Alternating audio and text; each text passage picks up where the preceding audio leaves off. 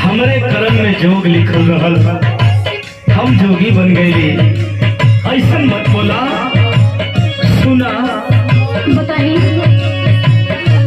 बन गए जोगिया हो, अरे बन गई जोगिया,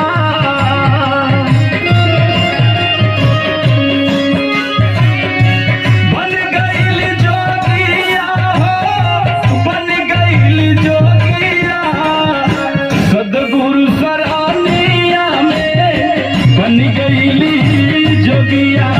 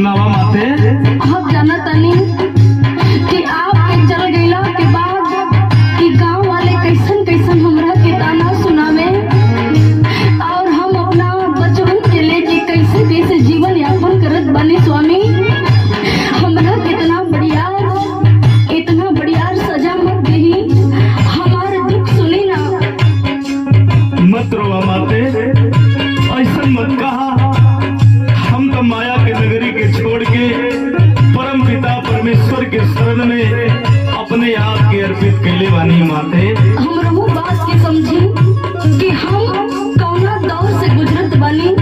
सुनी सुना। 4 दिन से भूखल बानी, खाना के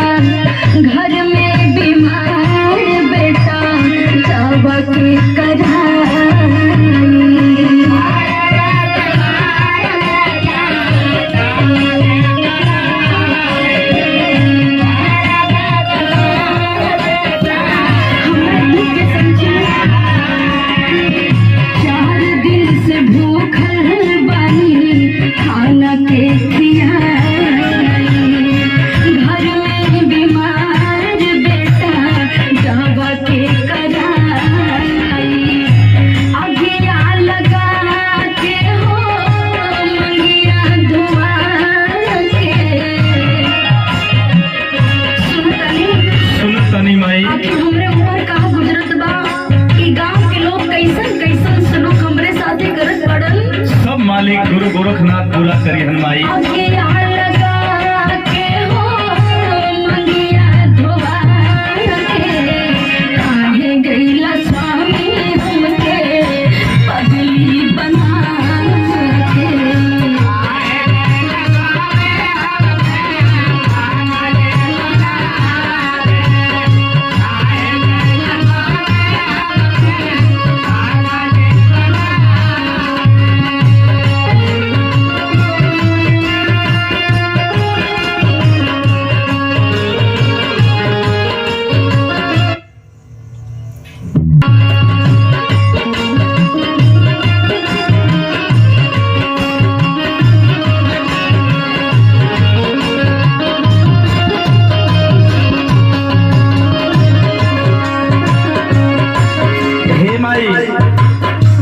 ऐसन मत बोला, हर जोगी का रूप एक होला, हर जोगी गेरुआ वस्त्र धारण करेला। हमरहू पास सरगी बा, गेरुआ बा, माई। देखी इतना दिन से हम रुआ के साथे दिन बितौले बानी, हमार नजर को वो धोखा ना खा सकत, लेकिन कम से कम हमरा के देख के हमरा दुख तकलीफ के बारे में तो विचार करी ले स्वामी। सुना माई, बताई। नाही पहचानलू माई नजरिया के दोस्त बा। ऐसे हमार नजर कबो धोखा ना खा सकत। हम जोगी हीरा माई।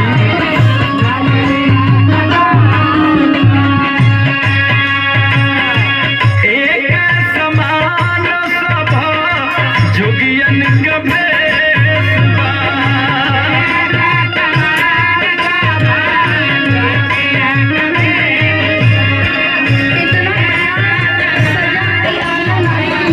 नहीं माई, ऐसे मत बोला।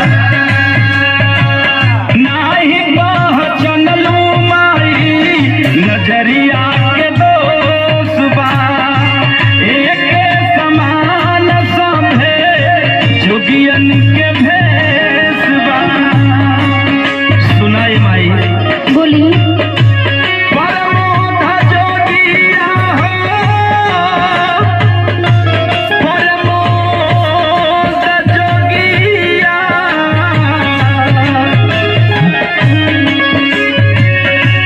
परमोध जोगिया हो, परमोध जोगिया।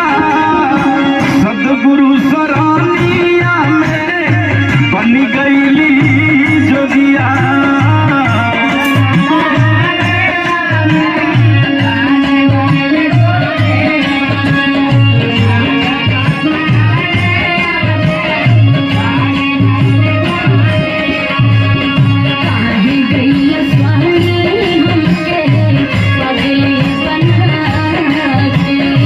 सद्गुरु सरानिया में बन गईली जोगिया।